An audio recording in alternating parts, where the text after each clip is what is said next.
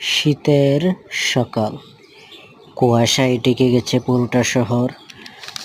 ঢাকা শহরের বিশাল বিশাল বড় বড় দালান কোঠা কিংবা অট্টালিকা কিছুই চোখে পড়ে না।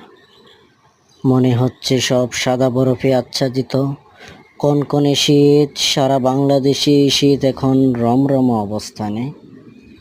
কিন্তু তাতে কি, তবুও তো শহর।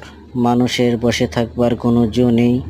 চাদর, কম্বল কিংবা গরম বস্ত্র যাদের আছে তারা গায়ে জড়িয়ে বেরোয় পড়ছে অফিসের উদ্দেশ্যে। কেননা তাদের অনেক কাজ, যতই শীত থাকুক না কেন তাদের বসে থাকা চলে না। আর যারা উচ্চবিত্ত তাদের অবস্থা আবার অন্যরকম।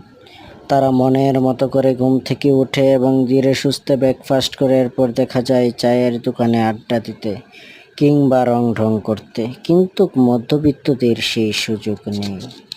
তারা কোনো সময় আচ্ছা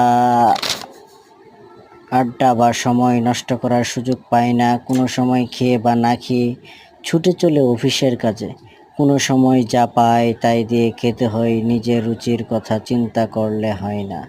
তারা মন চাইলেও কিছু করতে পারে না। তাদের ভাবতে হয় তাদের পরিবারের কথা, সন্তানদের কথা কিংবা ভাই বোনদের কথা। তারা নিজের রুচিকে প্রাধান্য দিলে তাদের না খেয়ে থাকতে হবে। মধ্যবিত্তরা পৃথিবীর সবচেয়ে অসহায় লোক। তাদের লোকলজ্জা বেশি। তারা ইচ্ছামতো হাসতেও পারে না, আবার কাঁদতেও পারে না। তাদের হিসাব করে হাসতে হয়, হিসাব করেই কাঁদতে হয়।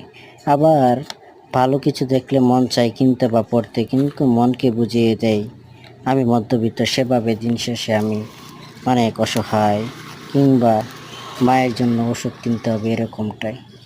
জীবনের সংগ্রাম ও কথা, লেখক মোহাম্মদ কাউসার আহমেদ।